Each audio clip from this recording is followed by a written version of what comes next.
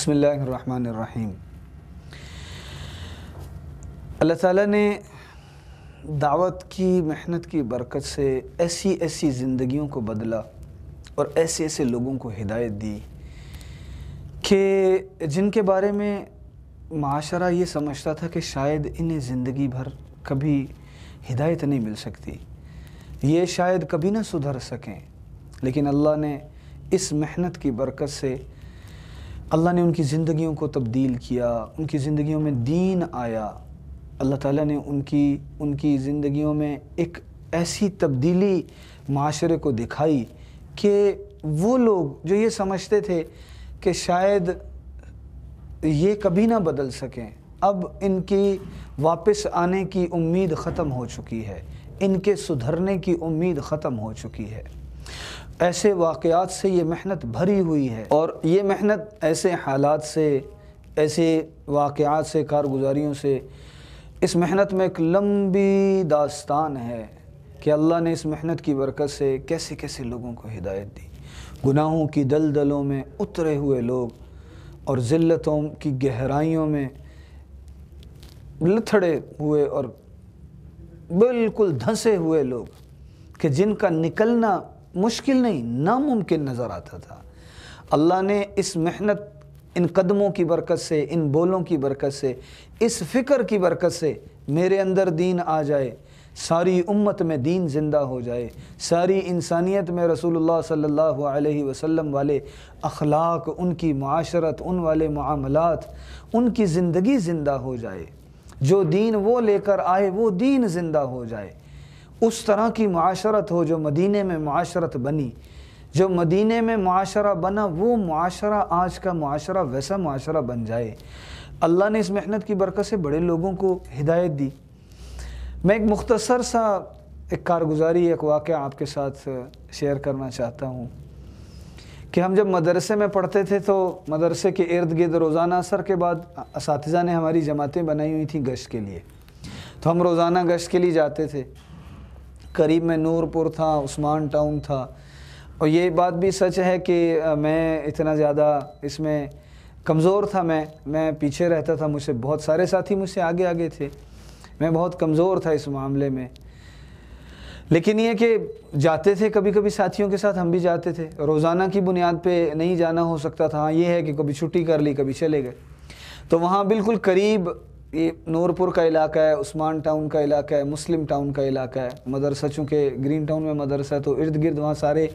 آج بھی وہ ترتیب زندہ ہے، الحمدللہ، جزائے خیر دے ہمارے اساتذہ کو، اللہ ان کے علم میں، ان کے عمل میں، ان کی زندگیوں میں برکتیں عطا فرمائے، ان کی برکت سے، ان کی محنت سے آج بھی وہ محنت بھی زندہ ہے، علم بھی زندہ ہے، عمل بھی زندہ ہے، الحمدللہ۔ تو وہاں جانا ہوتا تھا گشت کے لیے، ہم ساتھی ساتھ ہوتے تھے، تو وہاں ایک نوجوان تھا درزی، اس کا میں نام اس لیے نہیں لوں گا کہ مناسب نہیں ہے سب کے سامنے اس کی یہ کارگزاری، اس کا نام یہ آئے سب کے سامنے۔ تو ایک نوجوان تھا، اسے نشے کی عادت تھی، کام وہ درزیوں کا کرتا تھا، لیکن وہ تقریباً، ہم چونکہ عصر کے بعد جاتے تھے، اکثر ہم نے یہ دیکھا کہ وہ نشے کی حالت میں ہے۔ جب بھی اس سے کبھی ملے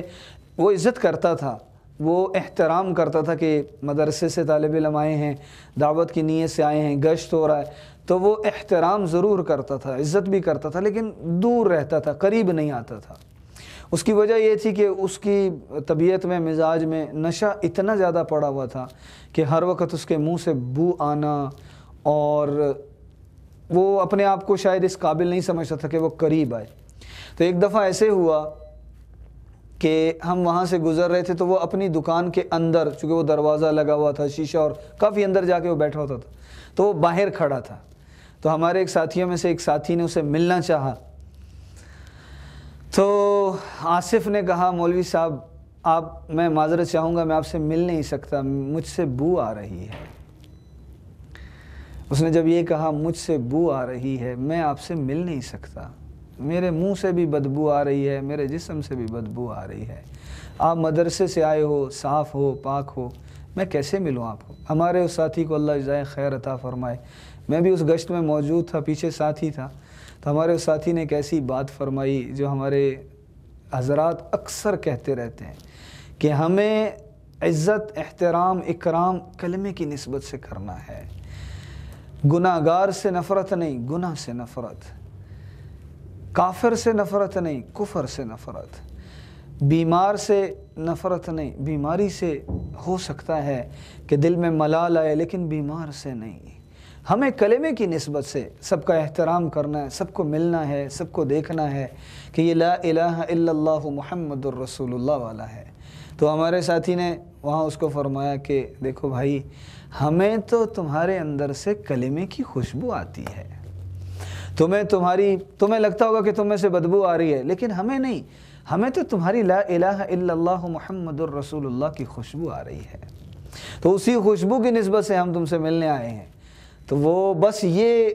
इन अल्फाज का अदा होना था कि अल्लाह ने उसके दिल पे चोट लगा दी। अल्लाह ने ये लफ्ज़, ये कलिमात उसके दिल में जाकर पेवस्त हो गए, उतर गए उसके दिल और दिमाग में। वो ऐसे बेसाख्ता होके वो हमारे साथी से गले लगा और उसने रोना शुरू किया। और उसने फिर उस दिन दिल से सच्ची तौबा की कि एक लफ्ज़ ने ज़िंदगी बदल दी। मोहब्बत का एक लफ्ज़, खैर खाही का एक लफ्ज़,